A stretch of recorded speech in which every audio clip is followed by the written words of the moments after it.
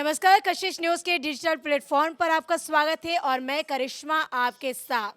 तो देश प्रदेश की 5 बड़ी खबरों पर हम चर्चा करेंगे और सबसे पहले बात आपको बता दें कि भारत में कोरोना अलर्ट के बीच प्रधानमंत्री नरेंद्र मोदी की हाई लेवल रिव्यू मीटिंग खत्म हो गई है। मीटिंग में गृह और स्वास्थ्य मंत्रालय के मंत्री, अधिकारी समेत नीति आयोग के सीईओ शामिल हुए। यह मीटिंग तकरीबन 2 घंटे तक चली। सूत्रों के मुताबिक सरकार मास्क पहनना अनिवार्य कर सकती है। इधर चीन से लौटे गुजरात में भावनगर शहर के एक कारोबारी की कोरोना पॉजिटिव रिपोर्ट आई और इसके बाद स्वास्थ्य विभाग अलर्ट हो गया है। कारोबारी की रैपिड टेस्ट के बाद रिपोर्ट पॉजिटिव आई थी। अब सैंपल जीनोम सीक्वेंसिंग के लिए गांधीनगर भेजा गया है। युवक के संपर्क में आए लोगों की पहचान कर उनका भी टेस्ट करवाया जा रहा है। तो चीन में कोरोना के बढ़ते मामलों ने दहशत बढ़ा दी है। आपको बताएं कि केंद्र सरकार के साथ अब बिहार सरकार भी गाइडलाइन जारी कर रही है। पहली गाइडलाइन पटना के लिए जारी हुई है। यहाँ सर्दी, खांसी और सांस फूलने की शिकायत वाले मरीजों को अब इलाज से पहले कोरोना की जांच करानी होगी। सरकार की तैयारी के बीच पटना जिले के सभी अस्पतालों को गाइडलाइन जारी कर दिया गया है और इसे तुरंत ही लागू कर दिया गया है। सीएम नीतीश कुमार ने भी कोरोना को लेकर अलर्ट होने की बात कही और इसके लिए जांच की संख्या बढ़ाने के साथ वैक्सीनेशन की रफ्तार तेज की जा रही है। केंद्रीय मंत्री पीयूष गोयल के बयानों के बाद बिहार में सियासत तेज हो रही है।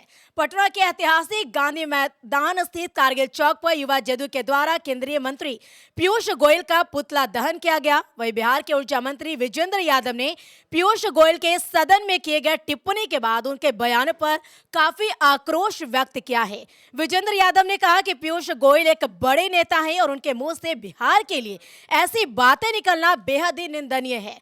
उन्होंने मनोज झा के सामने जो अपनी बात कही सदन में वह बिल्कुल गलत है। उन्होंने हमारे बिहार को नीचा दिखाने की कोशिश की है। हमारा बिहार इतना पिछड़ा है और उनका महाराष्ट्र बहुत आगे है क्या? हालांकि पीयूष गोयल ने जब ये बयान दिया उस बयान के बाद उन्होंने माफी भी मांगी है। तो राजद के सीनियर लीडर अब्दुल बारी सिद्दीकी ने कहा कि भारत में रहने का माहौल खराब हो गया है। मैंने तो अपने बेटे बेटियों को भी कह दिया है कि विदेश में ही रह जाओ। हालांकि उन्होंने किसी पार्टी का नाम नहीं लिया, लेकिन भाजपा ने पलटवार किया। बता दें कि अब्दुल बारी सिद्दीकी ने 10 से 12 दिन पहले पटना में आयोजित एक कार्यक्रम में मुसलमानों के भारत में रहने की परिस्थिति का सवाल उठाया। यह कार्यक्रम एक उर्दू अखबार ने बिहार विधान परिषद के सभापति देवेश चंद्र ठाकुर के स्वागत में किया था। सिद्दीकी ने मंच से कहा कि मेरा बेटा हार्वर्ड में पढ़ रहा है, बेटी लंदन स्कूल ऑफ इकोनॉमिक्स से पास आउट है।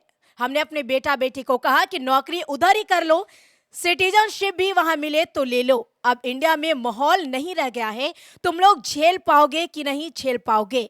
आप समझिए कि कितने तकलीफ के साथ अपने बच्चों को मैंने ये बातें कही है कि अपनी मातृभूमि को छोड़ दो, ऐसा समय आ गया है। तो बौद्ध धर्म गुरु दलाई लामा बोध गया पहुंच गए हैं। दिल्ली से चार्टर्ड प्लेन से वो गया एयरपोर्ट उतरे। उनके दौरे को देखते हुए ज्ञान की नगरी बोधगया सज धज कर तैयार है। बौद्ध श्रद्धालु सड़क के दोनों किनारे कतार में इंतजार में सुबह से ही खड़े रहे। किसी कोई हाथों में फूल लेकर, तो कोई फूल की डलिया, तो किसी के हाथों में खाता था। बौद्ध धर्म गुरु दलाई लामा के इंतजार में न केवल युवा वर्ग के लोग हैं, बल्कि 5-7 साल के बच्चे भी खड़ा जो खादा है वो लेकर खड़ा रहे।